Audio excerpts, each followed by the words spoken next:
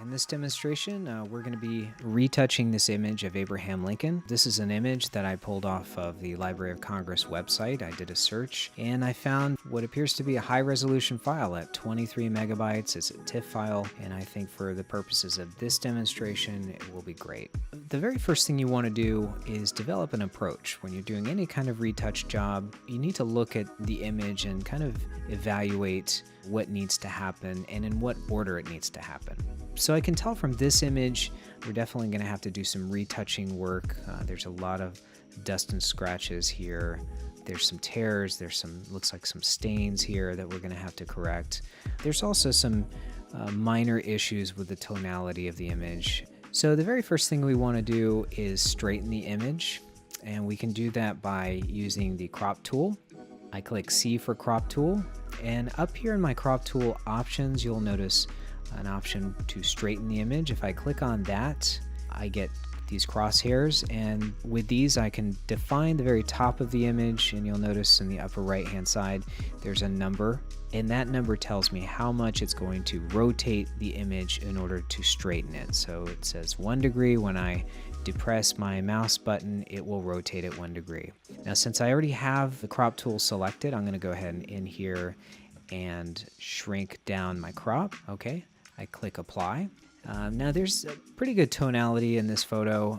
It is a little flat, so what I want to do is add a levels adjustment layer, and I want to just bring in the shadow area slider and the highlight slider just a little bit. I'm holding down option to make certain that I'm not clipping too much off the highlights and shadows. That looks good. And I'm going to hold down option again, and that looks pretty good too. I click apply. I've just added just a little bit of contrast. You can kind of see the difference. Okay, let's go ahead and start taking out some of the dust in this image.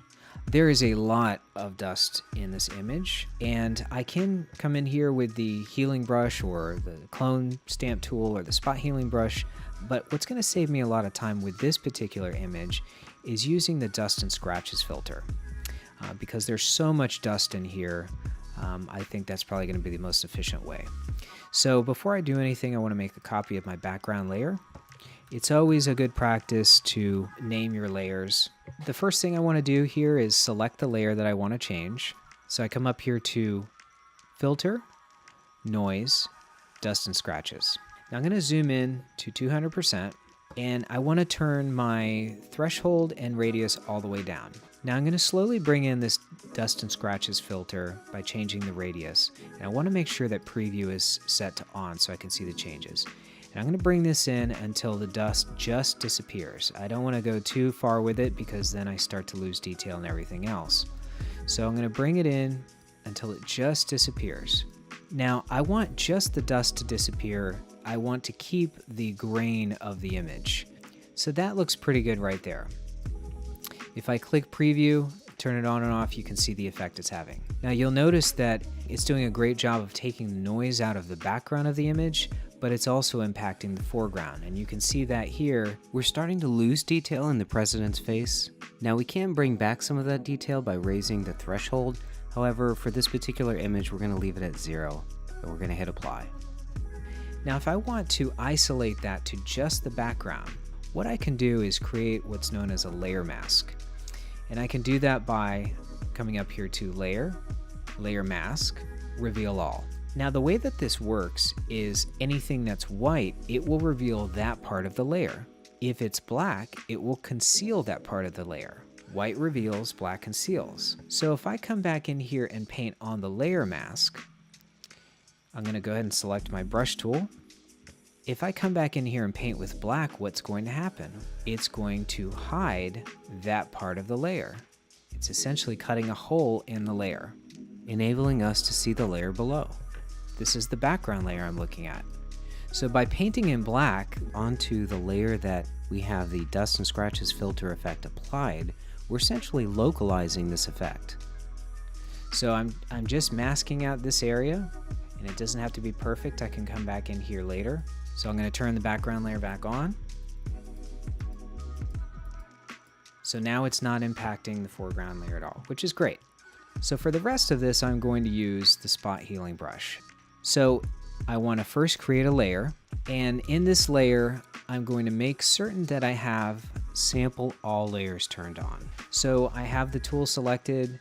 With this tool, I can just find an area that I want to remove, and I just click on it. This is a kind of a time-consuming process. In order for it to look good, you want to take your time with it. So I'm using the bracket keys here, bracket left, bracket right, to increase or decrease the size of the brush.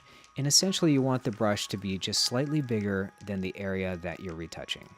This works great for spots. For hairs like this, you can click and drag, and it's best to use a brush that is just bigger than the area that you're correcting. Don't try to do this too quickly. Don't try to do this with a giant brush. It just will not look right. So the best way to use this tool is just to take your time with it. So as I work through retouching this image, you'll notice that I'm only retouching the artifact areas. That would be the hairs, the dust, the scratches, but I'm leaving the film grain in there because that's a natural part of the print. And I want this image to look as natural as possible. If I start taking out the film grain, it starts to give the image a digital look.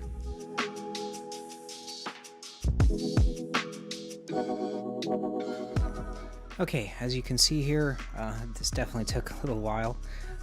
This process always takes a long time, so it's best to put on some good music and maybe pour yourself a cup of coffee, because there is no quick way of doing this. This took probably about an hour for me to do fully.